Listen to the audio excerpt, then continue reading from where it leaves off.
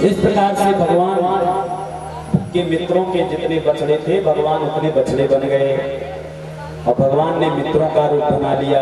जैसा जिसका स्वभाव था भगवान बन गए। सर्वम विष्णुमयम जुरोंगवतजः सर्वस्वरूपो बभौ। आज भगवान ने विधाता ब्रह्मा जी को एक नई सृष्टि करके दिखा दिया और एक दिन के लिए नहीं बने, पूरे 1 वर्ष तक भगवान बने रहे। रोज गैया चराने के लिए गोवर्धन की तलहटी पर आते हैं और गैया बछड़ा चुरा करके वृंदावन में वापस जाते हैं।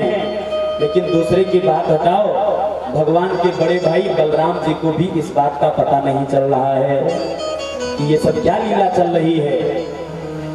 एक दिन भगवान के बड़े भाई ने देखा कि भैया बड़े बड़े बछड़े को भी गैया मैया अपना स्तनपान कराए रही है, नहीं तो बड़े बड़े बछड़ों को प्रायः गैया मैया दूध पिलाना बंद कर देती है। तो दाऊ जी ने मन में विचार किया कि भैया वृंदावन में तो प्रेम की बाढ़ आ गई है, इतना प्रेम। सही कन्हैया के पास दौड़े दौड़े आए, अरे लाला क्या लीला चल रही है। भगवान मुस्कुरा करके बोले, दाऊ भैया ये एक दिन से नहीं 1 वर्ष से ऐसी लीला चल रही है। दाऊ जी ने हाथ जोड़ करके कहा, अरे कन्हैया तेरी लीला तू ही समझ पावे और कोई समझ नहीं सकता है। 1 वर्ष के बाद ब्रह्मा जी के मन में विचार आया कि चला चल करके वृंदावन की स्थिति देखते हैं। तो ब्रह्मा जी दौड़ करके आए वृंदावन में, तो जैसी लीला पहले होती थी वैसी ही लीला करते हुए भगवान को पाए। तो ब्रह्मा जी घबराए, अरे इनको तो मैं सत्यलोक में सुला करके आया था, ये यहाँ कैसे आ गए। ब्रह्मा जी दौड़ दौड़ करके सत्यलोक पर गए। तो सत्यलोक में जाकर के देखा जैसे भगवान के मित्रों को जैसे सुला करके आए थे, भगवान के मित्र को वहां सोते हुए पाए। अब ब्रह्मा जी घबराए, समझ गए ये तो साक्षात नारायण है, नारायण की हमने परीक्षा ली। अरे भाई, गुरु को यह अधिकार प्राप्त है कि अपने शिष्य की परीक्षा ले, लेकिन शिष्य को यह अधिकार प्राप्त नहीं है कि वो अपने गुरु की परीक्षा ले। प्रत्येक पिता को यह अधिकार प्राप्त है कि अपने पुत्र की परीक्षा ले, लेकिन पुत्र को क्या अधिकार है जो अपने पिता की परीक्षा ले। ब्रह्मा जी घबराए, दौड़ करके गए सत्यलोक से भगवान के बछड़ों और भगवान के मित्रों को लेकर के आए। भगवान जब अपने बछड़ों मित्रों को आते हुए देखे तो जो भगवान ने रूप का विस्त्रीकरण किया था उन सारे रूपों को अपने उदर में लीन कर लिया। ब्रह्मा जी दौड़ करके आए और हाथ जोड़ करके भगवान की दिव्य स्तुति गाना शुरू किए।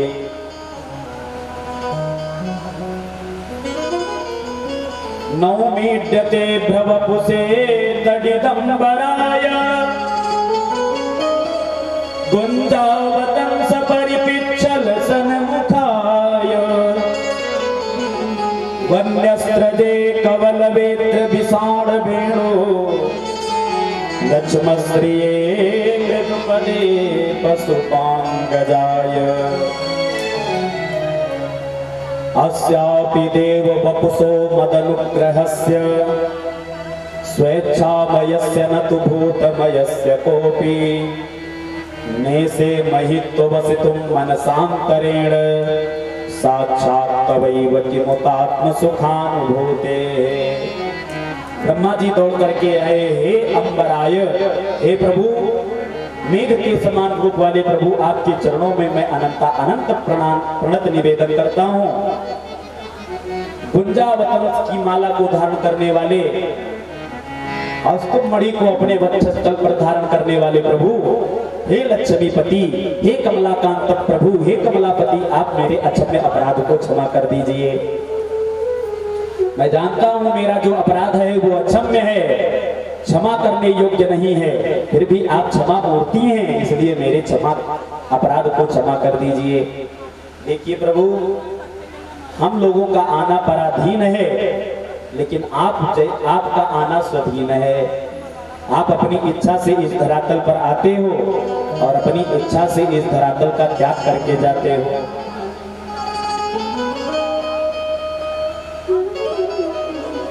बड़ी दिव्य स्तुति की। देखो, एक व्यक्ति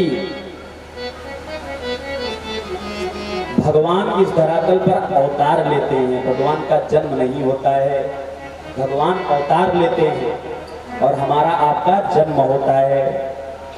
भैया जन्म और अवतार में अंतर क्या है?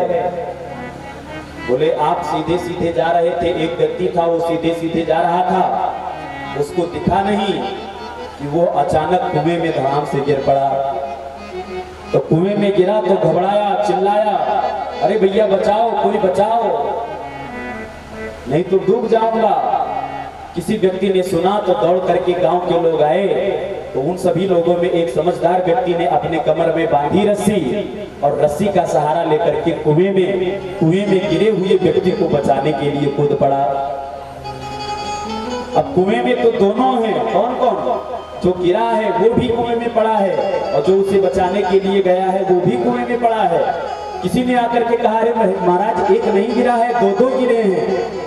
तो एक ने कहा नहीं, एक गिरा है और एक अपनी स्वेच्छा से गया है। जो अचानक गिरा है वो डर रहा है, भयभीत है, और जो अपनी स्वेच्छा से गया है वो संसार से डर नहीं रहा है, क्योंकि वो अपनी स्वेच्छा से गया है। तो उसी प्रकार से भगवान अपनी स्वेच्छा से इस धरती पर आते हैं और अपनी स्वेच्छा से इस धरातल का त्याग करके चले जाते हैं। पर भगवान एक बार भी नहीं बोले। तो ब्रह्मा जी ने मन में विचार किया कि भैया मैया अगर ज्यादा नाराज हो तो मैया को कैसे प्रसन्न किया जाए? बोले मैया के पुत्र को प्रसन्न कर दो, पुत्र हंसने लगेगा, मैया अपने आप हंसने लगेगी। तो ये सारे संसार के माता कौन है? साक्षात नारायण हैं। तो विधाता ब्रह्मा जी कहते हैं, प्रभु सारे संसार की माता आप हैं। जब सृष्टि का प्रलय होता है तो सारे संसार को आप अपने उदर में लीन करके आराम से सोते हैं। तो क्या मैं आपका पुत्र नहीं हूं? और यदि मैं आपका पुत्र हूं तो आप मेरे अक्षम्य अपराध को क्षमा कर दीजिए। ब्रजवासियों की महिमा को गाना ब्रह्मा जी ने शुरू किया। अहो भाग्यम नंद गोप ब्रजौकसाम यनमित्रं परमानंदम पूर्णं ब्रह्म सनातनम। धन्य है ये ब्रजवासी, ये बड़े सौभाग्यशाली हैं कि इन्हें आपका पावन अंग स्पर्श करने को प्राप्त हो रहा है। हम तो कहते हैं प्रभु आप इन ब्रजवासियों से यदि उऋण होना चाहते हो तो आप इन ब्रजवासियों के प्रेम से कभी उऋण नहीं हो सकते हैं। भगवान ने कहा क्यों नहीं हो सकते? बोले कैसे हो जाओगे?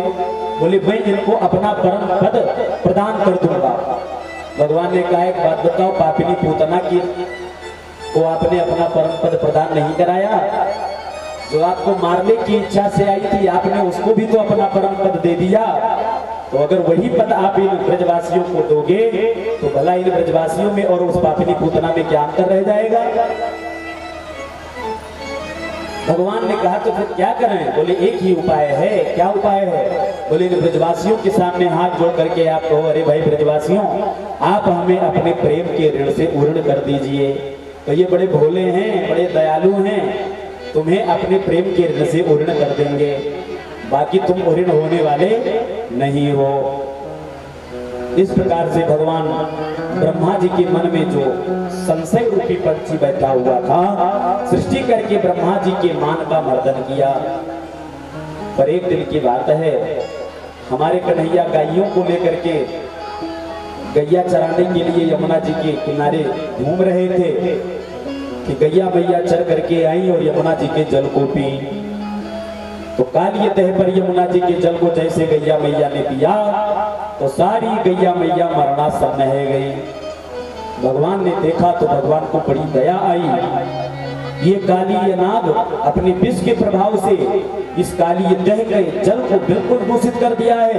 इस दुष्ट को मैं जीवित नहीं छोड़ूंगा। विलोक्य दूषिताम कृष्णाम कृष्ण कृष्ण हिमा विभो तस्यापि शुद्धिमन्विच्छन् सर्पं तमुदवासयत्। मैं इस दुष्ट को जीवित नहीं छोड़ूंगा। ऐसा विचार करके भगवान ने अपनी अमृतमय दृष्टि से देखा तो सारी गायें जीवित है गई। और दूसरे दिन भगवान अपने 2-4 मित्रों को साथ में लेकर के दौड़े दौड़े कालिय दह पर आए। पुराणांतर कथा आती है कि भगवान बंदूक क्रीड़ा खेलना शुरू किए और जानबूझ करके उस गेंद को कालिय दह में फेंक दिए। पर भगवान दौड़े दौड़े आए, एक कदम वृक्ष के ऊपर भगवान चढ़ गए। सारे भगवान के मित्रों ने मना किया, अरे लाला या कालिय दह में कूद मत जाना, इस कालिय दह में कालिय नाग रहता है, उसके विष के प्रभाव से कोई जीवित नहीं बचता। भगवान ने कहा, मित्रों तुम सब कोई थोड़ी देर मेरी प्रतीक्षा करो, मैं अबाले जाऊं और कालिय दह से मिल करके वापस लौट करके आऊं। भगवान ने मार दिया छलांग और पहुंच गए भगवान नाग। वहां पर जाकर के भगवान जैसे पहुंचे तो नाग पत्नियों ने जैसे भगवान के रूप सौंदर्य का दर्शन किया तो सारी नाग पत्नियां मोहित हो गईं। इधर भगवान के मित्र दौड़े दौड़े ब्रज में गए और ब्रज में नंद बाबा यशोदा को सारी घटना सुनाए। और नंद बाबा यशोदा को जब ये पता चला कि मेरो लाला कालिय दह में गिर गया है तो नंद बाबा यशोदा मैया को बड़ी चिंता हुई। आबाल वृद्ध वनिता सर्वेंग पशुवृत्तयः निर्जग गोकुलाद दीना श्री कृष्ण दर्शन लालसा। ब्रज की जितनी गोपियां थी, जितने गोप ग्वाल थे, सब गोप ग्वाल दौड़ते हुए काली दह के पास आए। क्यों आए? बोले भगवान की दर्शन की इच्छा से आए। पर नाग पत्नियों ने जैसे भगवान के रूप सौंदर्य माधुर्य का दर्शन किया तो सब मुग्ध रह गई, दौड़ी दौड़ी भगवान के पास आई, भगवान को समझाई, अरे लाला तेरो समय अच्छो है क्योंकि तू जिस समय कालिय दह में गिरा है मेरे स्वामी जी सो रहे हैं, इसलिए मेरे स्वामी जी जब तक जगे उससे पहले तू कालिय दह से बाहर निकल जा, नहीं तो मेरे स्वामी जी तुझको जीवित नहीं छोड़ेंगे। भगवान ने कहा, आप अपने स्वामी जी को जगा दीजिए, मैं आपके स्वामी जी से ही तो मिलने के लिए आया हूँ। भगवान इतने जोर से बोले कि कालिय नाग के नेत्र खुल गए।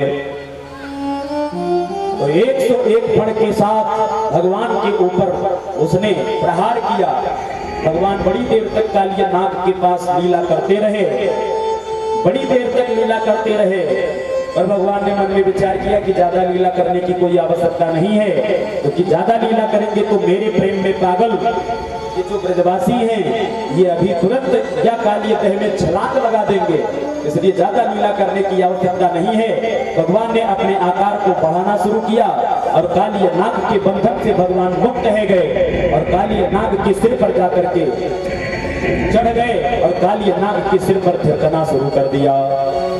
तांडव गति मुंडन पर नाचत गिरधारी, तांडव गति मुंडन पर नाचत गिरधारी, तांडव गति मुंडन पर नाचत गिरधारी, तांडव गति मुंडन पर नाचत गिरधारी।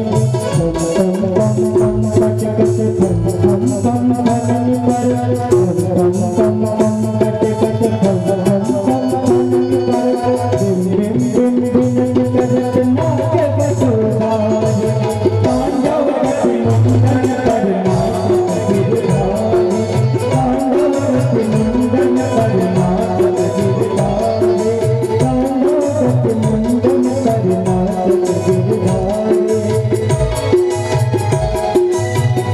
ससिक सनकादिक नंदन नंदारद मुनि, ससिक सनकादिक नंदन नंदारद मुनि, बम बम बम महादेव बम बम बलराम, तांडव गति मुंडन पर नाचत गिरधारी, तांडव गति मुंडन पर नाचत गिरधारी। विविध विविध विद्याधर बम बम बम देव सदा, विविध विद्याधर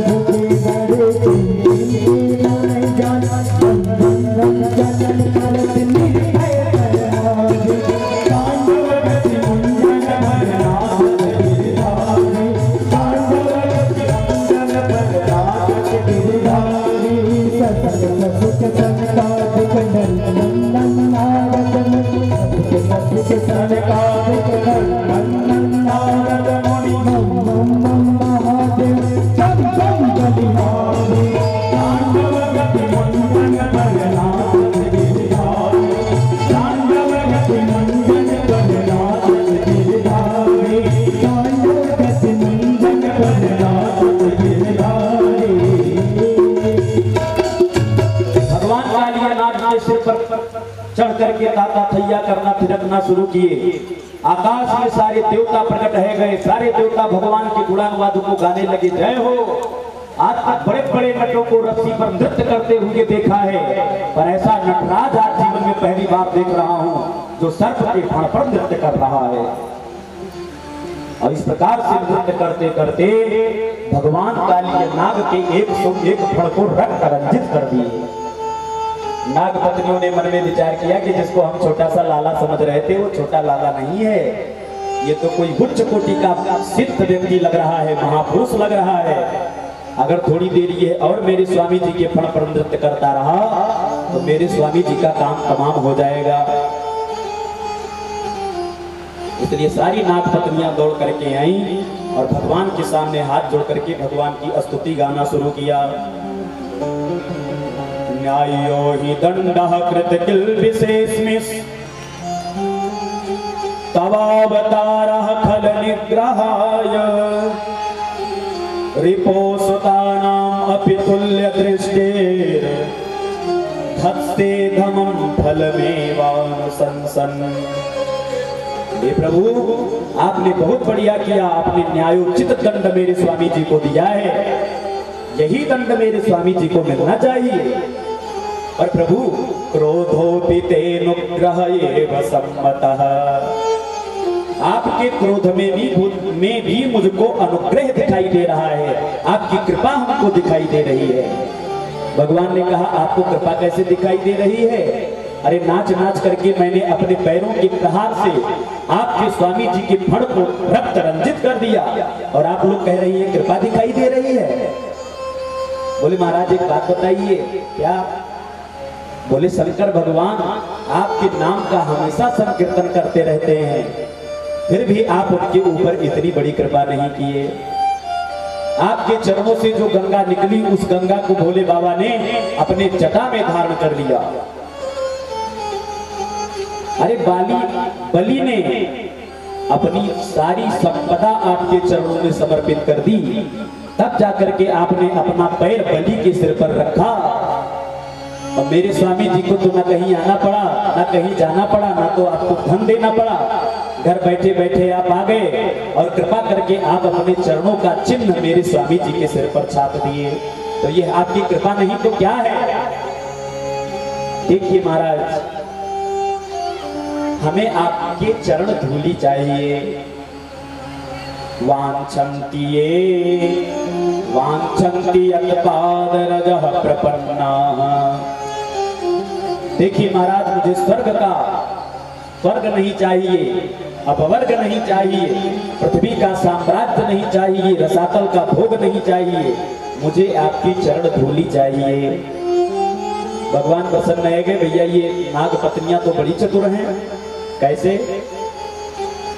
अरे भाई आप यहाँ से अयोध्या जी में जाएं, वस्त्र निकाल करके सरयू जी में स्नान करने के लिए आप प्रवेश कर जाएं। उस समय कोई व्यक्ति आपके पास आकर के कहे अरे स्वामी जी जरा अपना चरण धूली दे दीजिए हमको, तो कैसे देंगे?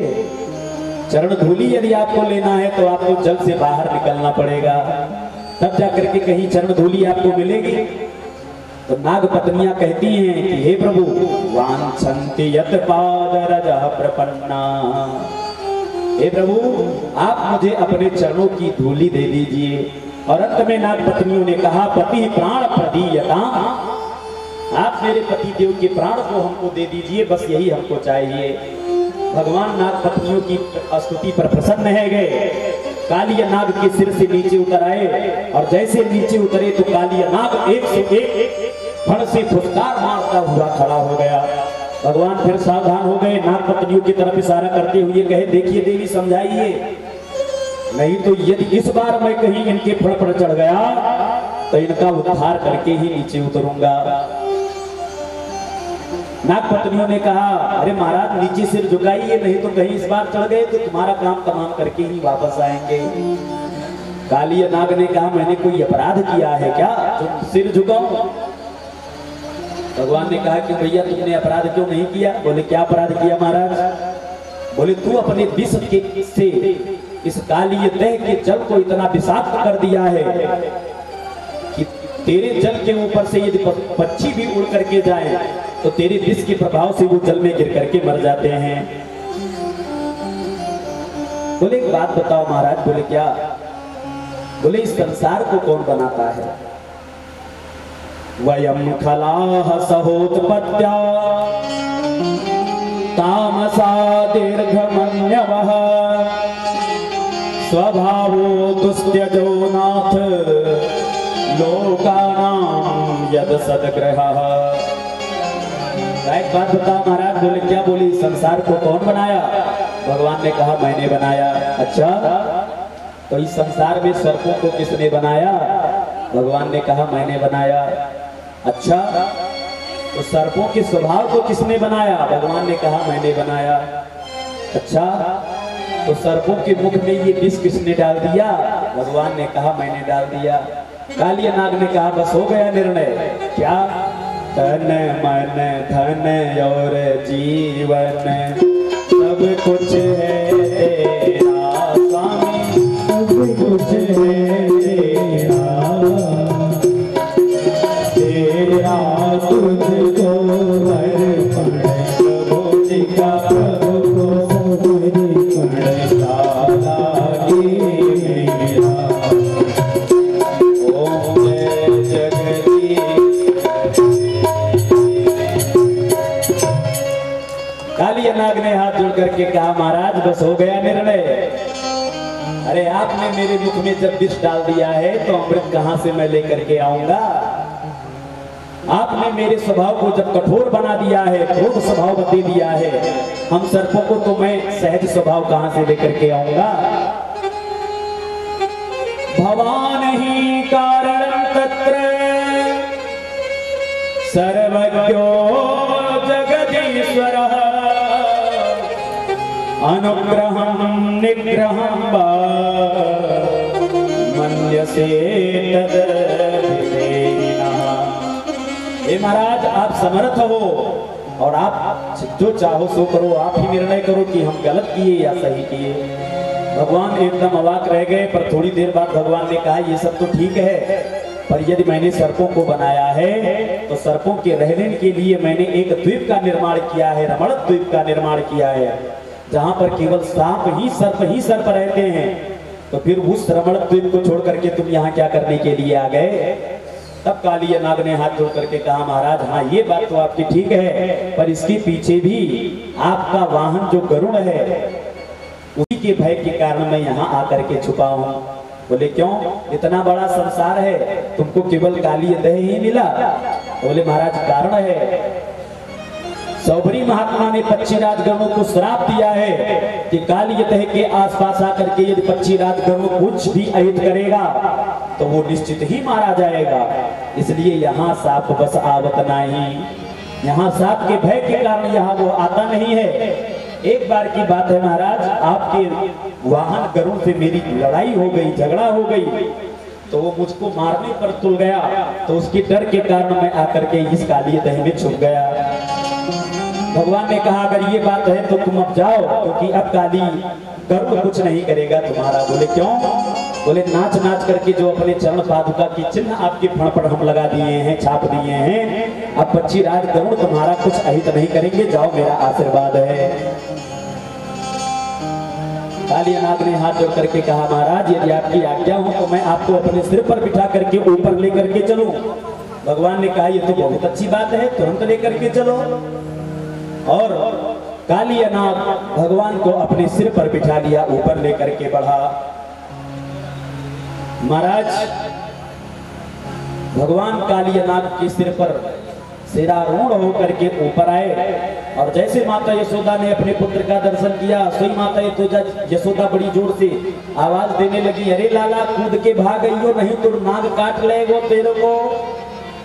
भगवान ने कहा भैया बिल्कुल चिंता मत कर, इस नाग को मैंने अभी ही अपनो चेलो बनायो है, इसलिए चिंता करने की कोई आवश्यकता ना है। और कालिया नाग अपने पूरे परिकर के साथ रमण द्वीप को चला गया। इस प्रकार से भगवान ने कालिया नाग का उद्धार किया। बोल कृष्ण कन्हैया लाल की जय।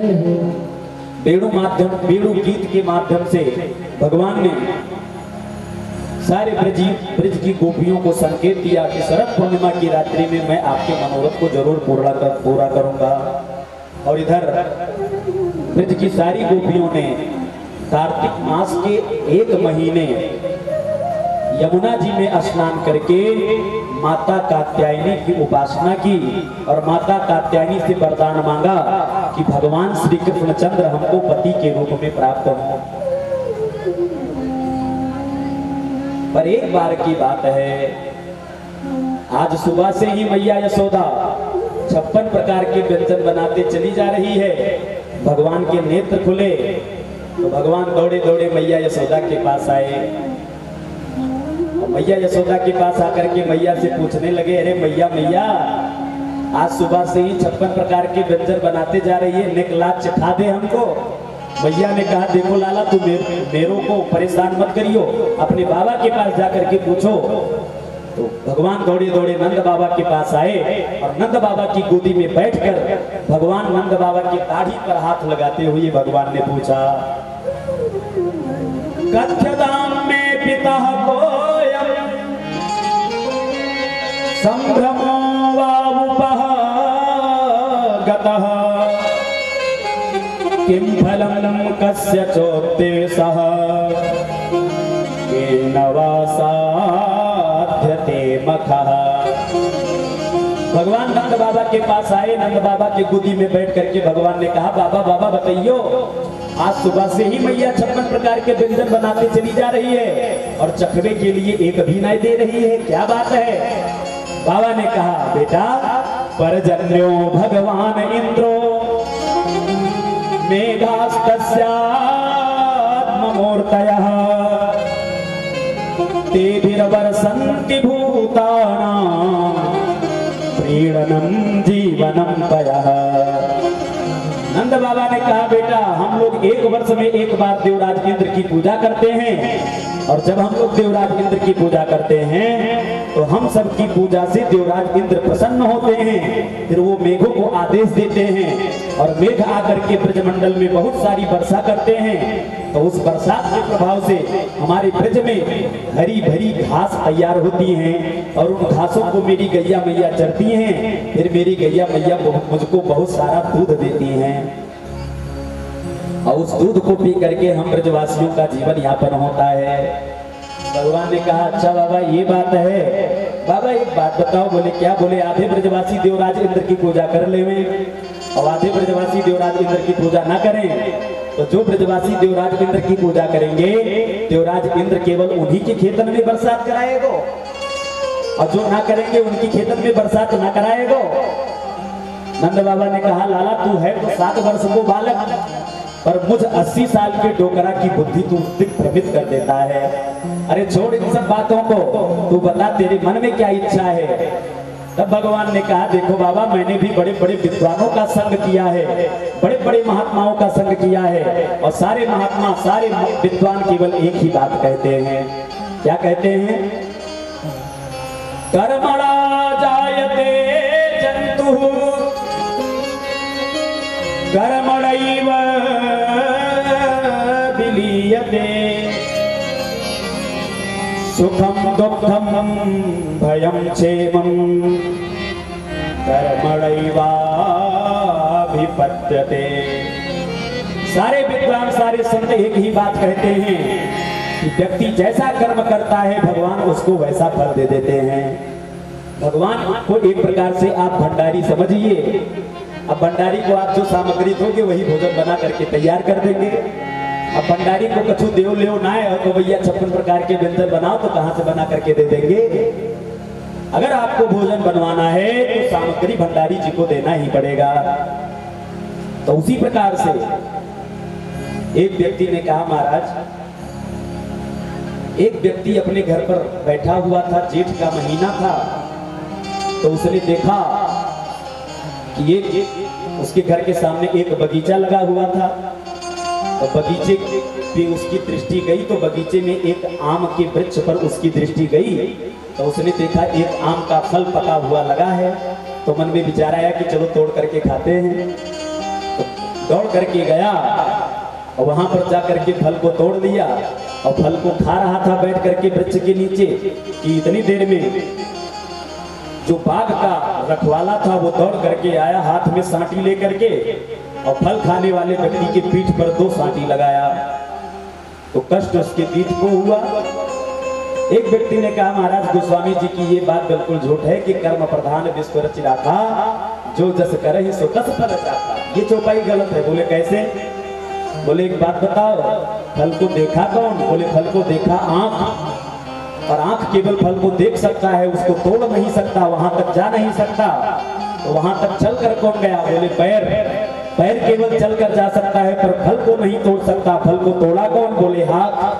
बोले हाथ फल को तोड़ सकता है पर उसे पा नहीं सकता। तो फल को खाया कौन?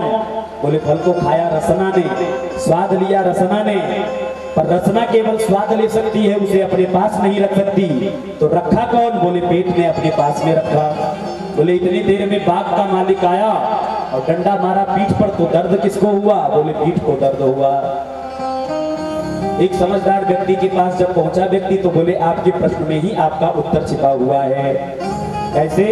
बोले देखो, फल को देखा आंख ने, चलकर गया पैर, तोड़ा हाथ, खाया मुख, स्वाद लिया रसना ने, रखा पेट में, माली ने आकर के पीठ पर मारा 2 डंडा तो दर्द को पीठ को हुआ, पर रोया कौन? बोले रोया आंख। बोले फल को देखा कौन सबसे पहले था? बोले आंख ही देखा था। बोले गोस्वामी जी की बात गलत नहीं है। कर्म प्रधान विश्व रचिराता, कर्म प्रधान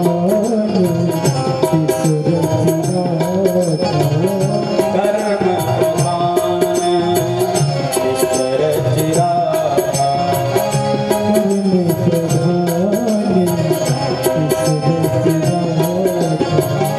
कर्म प्रधान विश्व रचिराता, कर्म प्रधान विश्व रचिराता,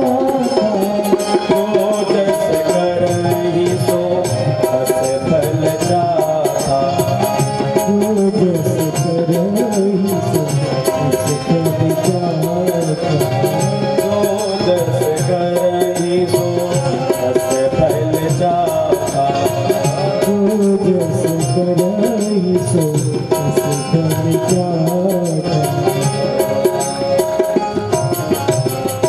इस प्रकार से जैसे कहा तो यही बात भगवान श्री कृष्णचंद्र कहते हैं पिताजी, कर्मणा जायते जंतुः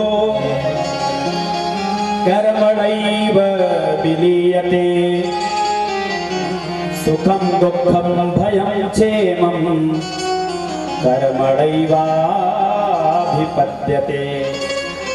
व्यक्ति जैसा कर्म करता है परमात्मा उसको वैसा फल दे देते हैं। नंद बाबा ने हाथ जोड़ करके कहा लाला एक बात बताओ, तेरे मन में क्या है सो बताओ। भगवान ने कहा देखो हम सबके प्रत्यक्ष देवता श्री गिरिराज जी महाराज हैं, इसलिए इस बार देवराज इंद्र की पूजा न करके गिरिराज भगवान की पूजा करनी चाहिए।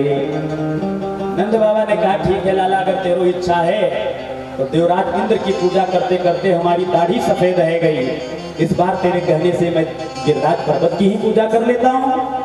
नंद बाबा ने तुरंत बुलाया नाई और कहा ऐ नाई लगा दे पूरे ब्रज में दुहाई, गाय बात की दुहाई, सारे ब्रजवासियों से कह दे कि 56 प्रकार को व्यंजन बनाए और इस बार हम लोग गिरिराज पर्वत की पूजा करेंगे। नाई दौड़ी दौड़ी गई, सारे ब्रज में दुहाई लगाई और सारे ब्रजवासियों ने 56 प्रकार के व्यंजन बना करके तैयार किया। सारे बैलगाड़ी पर व्यंजन लाद करके और सारे ब्रजवासी गिरिराज जी की शरण में जाकर के पहुंचे। सारे ब्रजवासियों ने हाथ जोड़ करके कहा लाला लाओ भगवान को स्नान कराओ, पर्दा लगाओ। भगवान ने कहा देखो पर्दा लगावे की कोई आवश्यकता ना है, मेरो लाला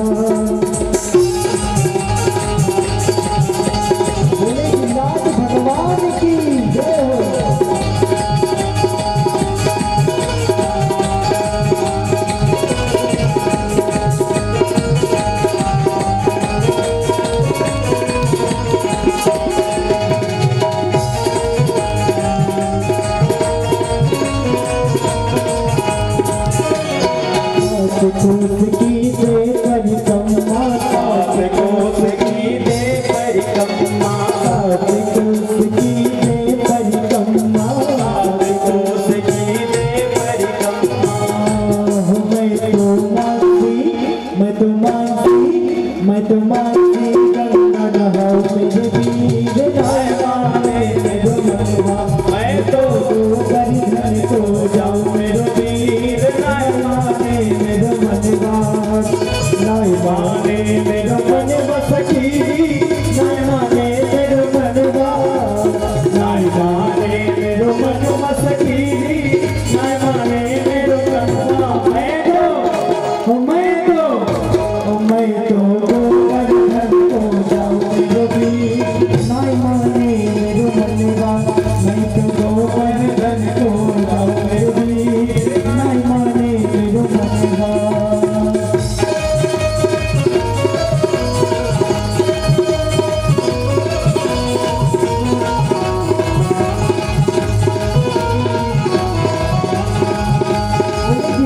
भगवान की जय हो।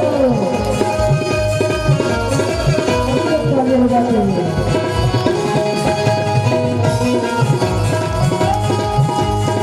अपने हाथ को ऊपर उठा लें।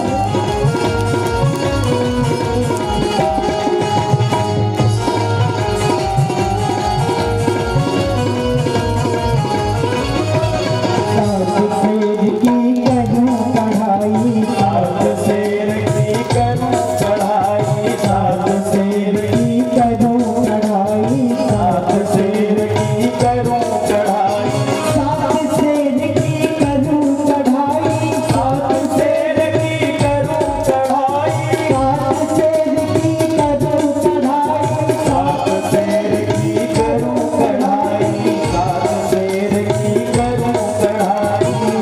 ओ मैं तो ब्राह्मण, मैं तो ब्राह्मण न्योत जगाऊं मेरो वीर नाय माने मेरो मनवा, मैं तो परिधन को जाऊं मेरो वीर नाय माने मेरो मनवा, नाय माने मेरो मनवा सखी, नाय माने मेरो मनवा, नाय माने मेरो मनवा सखी, नाय माने मेरो मनवा। मैं तो परिधन को जाऊं मेरो वीर नाय माने मेरो मनवा, मैं तो परिधन को जाऊं मेरो वीर नाय माने मेरो मनवा।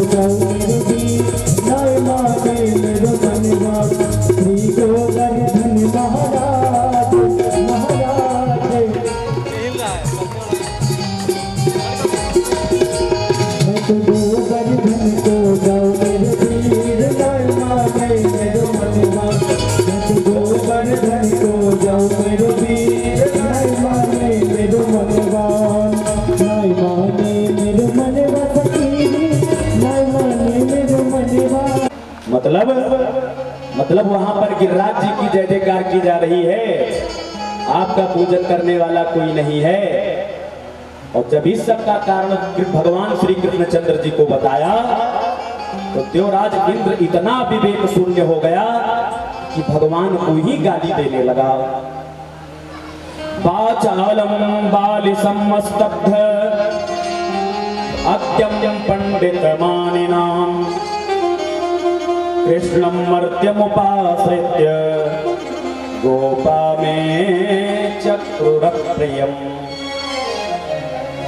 उस वाचाल कृष्ण के कहने पर इन ब्रजवासियों ने मुझ देवताओं के राजा इंद्र का अपमान किया है, तो इसका दंड इनको मिलेगा। तुरंत दौड़ करके आया और गणम सांवर्तकम नाम मेघानाम शांतकारिणाम, सांवर्तक नामक गण को बुलाया और मेघों को आदेश दिया, जाओ ब्रजमंडल में छाओ और ऐसी वर्षा करो कि सारे ब्रजमंडल को जलमय कर दो।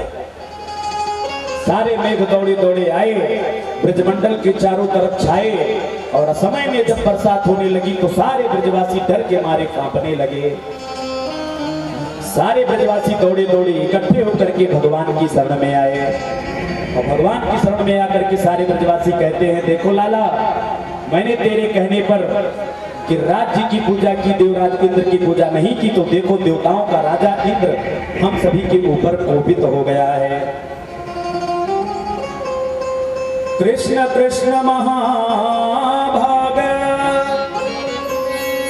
त्वन्नाथं गोकुलं प्रभो त्रातुमर्हसि देवान्नः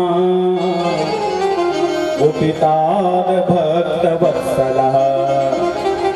हे भक्तवत्सल प्रभु, हे कृष्ण कृष्ण महायोगी, योगियों के परम गुरु प्रभु, देखो आपके कहने पर मैंने देवराज इंद्र की पूजा नहीं की, तो देखो देवराज इंद्र कोपित हो गया, नाराज हो गया है।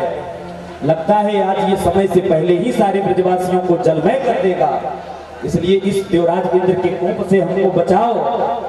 भगवान को दया आ गई, भगवान ने मन में विचार किया, क्योंकि भगवान श्रीमद् भगवत गीता में कहते हैं, अनन्याश्चिन्तयन्तो मां ये जनाः पयुरुपासते तेषां नित्याभियुक्तानां योगक्षेमं वहाम्यहम्। भगवान कहते हैं, जो न अन्यम, हे प्रभु अब आपके अतिरिक्त संसार में हमारा कोई दूसरा नहीं है, आकर के मेरी शरणागति ग्रहण कर लेता है, तो फिर उसके योग क्षेम की जिम्मेदारी मैं अपने हाथ में ले लेता हूँ।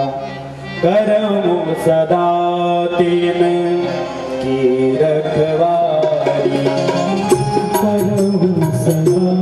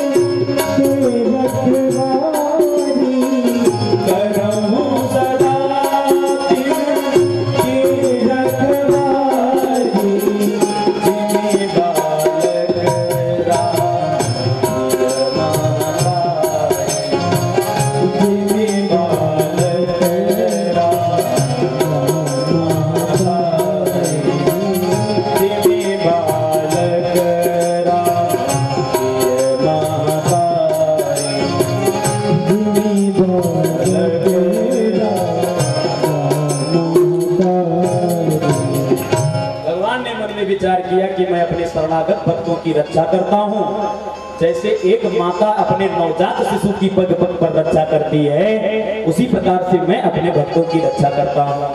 भगवान ने कहा, अरे भाई ब्रजवासियों, चिंता मत कीजिए, जिस देवता की हम सभी ने मिलकर के पूजा की है, वही देवता कोई ना कोई उपाय करेगा। चलो हम उसी देवता की शरण में कर चलते हैं। और सारे देवता गिरिराज जी की शरण में आए। भगवान ने सारे ब्रजवासियों से कहा, हाथ जोड़ो, भगवान गिरिराज भगवान से प्रार्थना करो, वही कोई ना कोई उपाय करेंगे।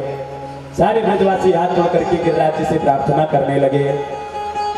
श्री गोवर्धन महाराज महाराज तेरे माथे मुकुट विराज रहो गोवर्धन महाराज महाराज तेरे माथे मुकुट विराज गोवर्धन महाराज महाराज तेरे माथे मुकुट विराज रहो तेरे माथे मुकुट विराज रहो तेरे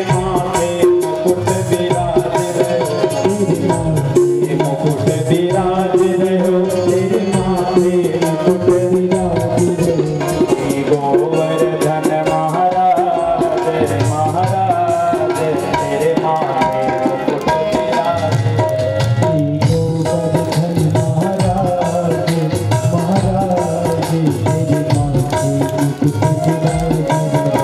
पे पान चढ़े पे फूल चढ़े पे पान चढ़े पे फूल चढ़े पे कान पे चढ़े पे चढ़े दूध की धार तेरे माथे चढ़े दूध की धार तेरे माथे विराज रहो श्री गोवर्धन महाराज महाराज तेरे माथे मुकुट विराज रहो